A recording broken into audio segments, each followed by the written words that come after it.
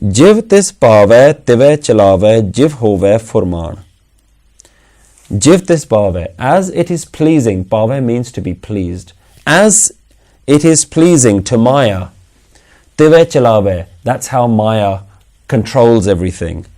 Jiv hove furman, as Maya gives the instruction, the command, the furman, so the three servants of Maya carry on acting. So remember that God is Maya. God is beyond Maya, but God is also the Maya.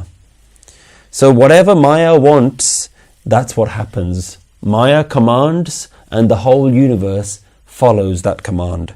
The three servants continue to perform the acts based on what the Master has said. Jiv tis pave tive chalave jiv hove furman. O vekhe onna nadar na ave bahta eho vidan. O vekhe, it sees, onna nadar na ave, but it doesn't come under their glance. Onna nadar, under their glance, it isn't subservient to their glance. Onna de nadar na ave, it doesn't come under their nadar. Bahta eho vidan. Such is this Vidan, such is this miracle, this wondrous show. God is Maya, but here Guruji is saying God is also beyond Maya. God is the creator of everything. God can view everything. This divinity can see the whole world, can control the whole world, but the whole world has no say over God. The divine, that oneness, that intrinsic quality within everything ultimately has full control, and nothing controls it. It commands everything within creation, but creation does not have an effect on the divine. The divine sees everything we do. Everything we do in public, everything we do in private, everything we do in secret. There is nowhere that you can go that this divine isn't there. So what Guru Nanak Dev Ji is doing here is alluding to the fact that there is something beyond the three. The whole of creation belongs to the three, but there is something that is beyond the three. The three can be witnessed, but the three can't have a control over this one thing. So what Guru Nanak Dev Ji is now showing us is that there is a fourth layer, or a fourth way to look at the world, a fourth element. The Hindus have called this Turiya. Gurbani has called this Chautha Pad, the fourth level, the fourth state. And when we follow the wisdom of the Guru, Guru Nanak Dev Ji says that we can transcend from the three worlds of Maya into this fourth state, where now Maya is no longer under the Maya is no longer controlling us. We can control Maya. Maya no longer has the impact on us that it once did. That is this fourth state. And in order to do that, you have to transcend Maya.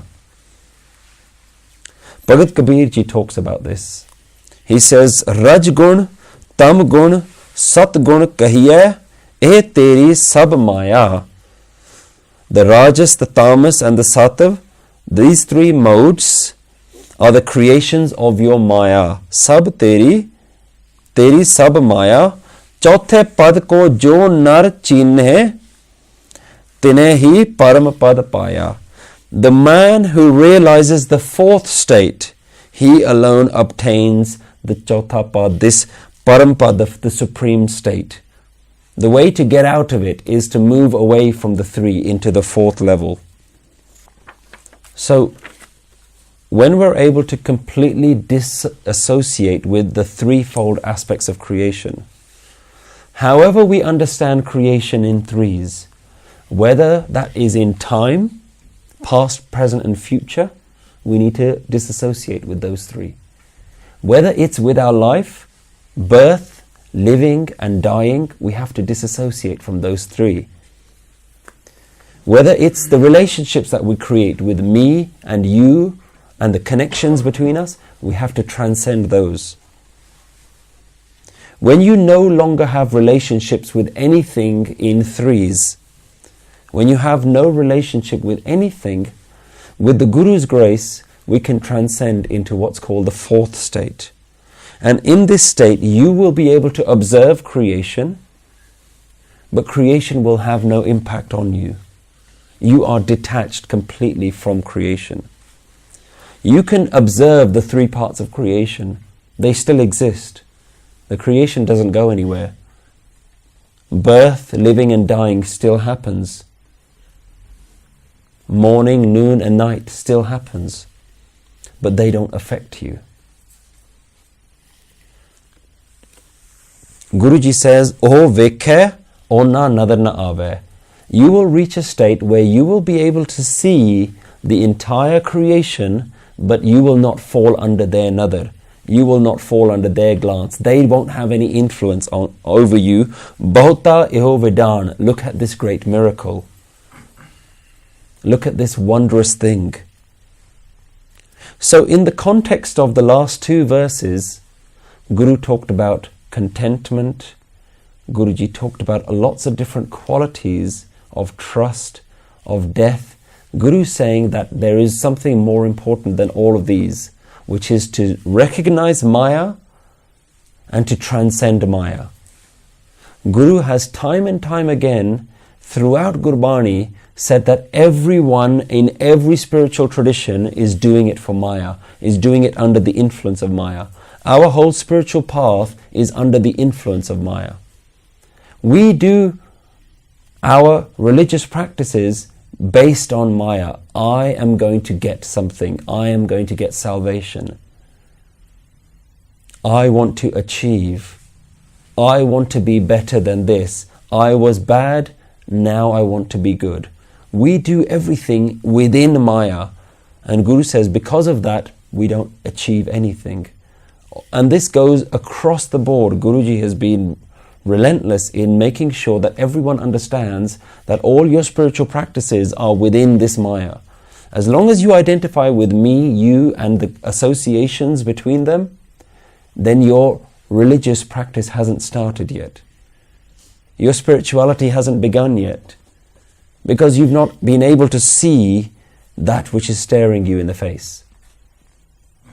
So we have to ask ourselves this question: what is our spiritual practice? Have I seen what it is that needs to be transcended? Or am I doing spiritual practice within the control of Maya? Is Maya still in control of me? Do I still associate with this body? Do I still have a desire that I want to gain liberation when I die? That means I associate with birth, living, and there is something called dying. You have to transcend absolutely everything. And the only way to transcend absolutely everything is to break the biggest Maya, which is I. Maya has also been described as a drug. Maya is a drug that has intoxicated the whole world. And the biggest drug that you and me are intoxicated with right now is the drug of I. Everything else is a drug.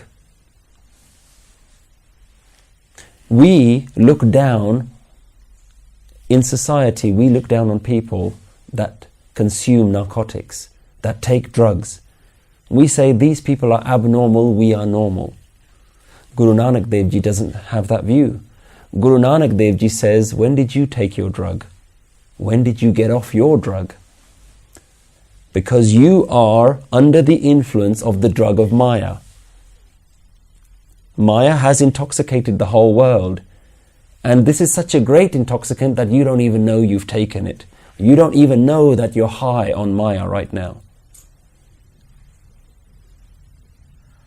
And you don't know that you're high, so you don't know how to get off that high. So don't look down on anyone else in your spiritual practice when you yourself are being intoxicated.